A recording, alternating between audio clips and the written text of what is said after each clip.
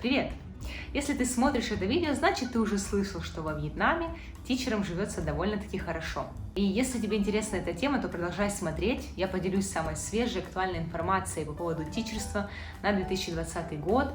Прежде всего я поделюсь своим опытом работы с середины 2019 по середину 2020 года. И не забывай подписаться на мой канал, если интересна тема жизни во Вьетнаме, путешествий и тичерства. А также напишите в комментариях, откуда вы узнали, что во Вьетнаме можно тичить и при этом неплохо жить. Потому что вот я, например, узнала совершенно случайно.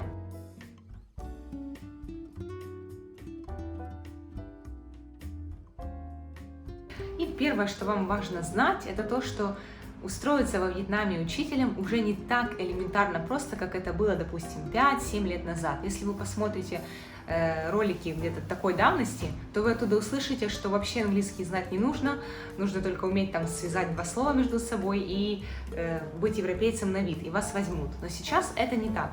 Во-первых, желающих работать тичерами понаехало очень много, особенно если мы говорим про Хошимин. Это просто место вообще стечения иностранцев.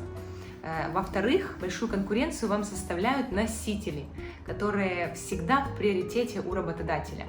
Потому как если у работодателя будет выбор, вы европеец с сертификатами, с опытом работы и носитель, который вообще никогда не тичил, угадайте, кого он выберет? Правильно, не вас. В связи с этим понижается и минимальная ставка. Если лет 5 назад это было минимум $18, меньше вообще нигде не платили, даже в каких-то провинциях, то сейчас эта ставка уже меньше. Это может быть 16,5 в час, это может быть 18 без вычета налогов, это может быть вообще $13-14 в час, если вы на фулл-тайме в садике. И работодатель объясняет это тем, что якобы у вас же очень много часов работы, поэтому ниже ставка. Ну, в общем, сейчас работодателю есть из кого выбирать. Но если вас это не остановило, и вы продолжаете смотреть это видео, потому что хотите приехать сюда работать, тогда сейчас я вам расскажу, что же вам все-таки нужно, чтобы в 2020 году работать учителем во Вьетнаме. Итак, первое, что вам необходимо, это диплом бакалавра.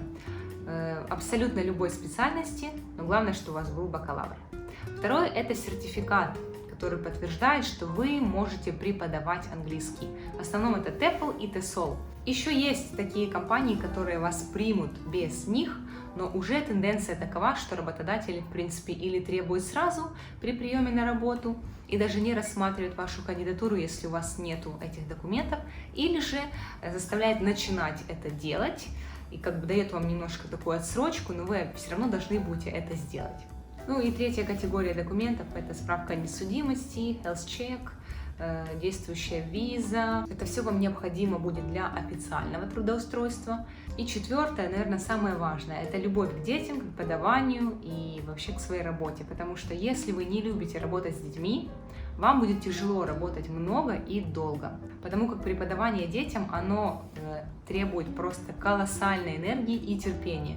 Если вы таковыми не обладаете, и вы не любите детей, не готовы терпеть их выкидоны, то, наверное, вам работать не понравится. Так сколько же зарабатывает тичер во Вьетнаме?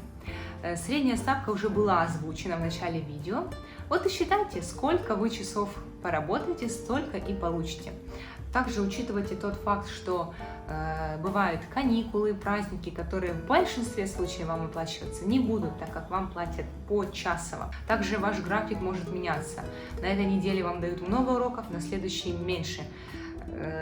Поэтому всегда нужно быть готовым обновлять свое резюме и снова подыскивать подработку. Где же вы можете работать во Вьетнаме учителем?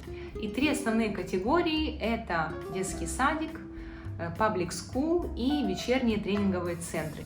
Детский сад – это на самом деле замечательное место, потому что маленькие детки, они очень любвеобильные, особенно когда они видят, что вы европеец, вы для них настоящая экзотика. Как по мне, работа с малышами, она дает просто невероятную отдачу, они очень заряжают, и они просто как бы отдают даже эту энергию, которую ты в них вкладываешь, она тебе возвращается. Поэтому, в принципе, с детками работать круто, но они тоже требуют просто вашей максимальной энергии, внимания, максимального какого-то движения. Но второй нюанс – это то, что маленькие дети – это и сопли, слюни и все остальное.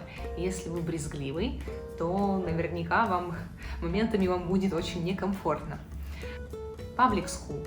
Public School – это обычная общеобразовательная школа во Вьетнаме. Особенности азиатских школ – это то, что в классе по 45 человек. И это достаточно трудно. Например, я использую микрофон, потому что моего голоса недостаточно. А также в школах зачастую нет кондиционеров, там только вот эти вентиляторы под потолком, и работает достаточно жарко. В общем, детей много, ты распинаешься, да, кондиционера нету, жарища, с тебя течет просто 7 потов. Но, с другой стороны, Public School работает с понедельника по пятницу с утра до вечера. То есть школа дает вам достаточно большой массив часов. Ну и третье – это тренинговые вечерние центры. Пожалуй, это самое комфортное место для преподавания, потому что, во-первых, там ограничено количество студентов. Это всегда 10, максимум 15 человек, что очень удобно. Также у вас, как правило, всегда есть кондиционер. Вам полностью предоставляют все материалы, учебники, проектор, ноутбук. Но минус тренингового центра в том, что они работают только по вечерам и по выходным. Также, где бы вы ни работали, у вас всегда будет ассистент. Он может быть как человеком, который вам дает ваша фирма, или же это вьетнамский учитель английского из той школы, в которой вы работаете. Зачем вам нужен ассистент? Для того, чтобы он переводил детям то, что им непонятно, так как все-таки у вас языковой барьер с детьми, а также помогал вам поддерживать дисциплину. Кстати, от ассистента очень много зависит, потому что есть такие ассистенты, которые вообще ничего не делают, и от них начинается какое-то действие, исходит только когда в классе полный армагеддец, вот тогда они что-то начинают вам ассистировать. Или же бывают хорошие ассистенты, которые еще перед тем, как вот вы начинаете вести урок, они уже всех рассадят, угомонят. Вот такие, конечно, ассистенты, это прекрасно и замечательно. Но бывают дни, когда у вас не будет ассистента по тем или иным причинам. И это, конечно, самое время вам проявить свои командорские способности, я бы сказала, и научиться управлять этим вьетнамским хаосом в классе.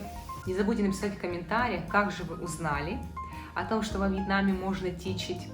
На этом все. Если видео для вас было полезным и информативным, а я думаю, что оно таковым было, не поленитесь поставить лайк, подписаться на мой канал, а также, если вам интересно еще больше узнавать о Вьетнаме, вы можете перейти по ссылке в описании на мой личный блог в Инстаграме. Там я гораздо чаще пощу всякие интересности.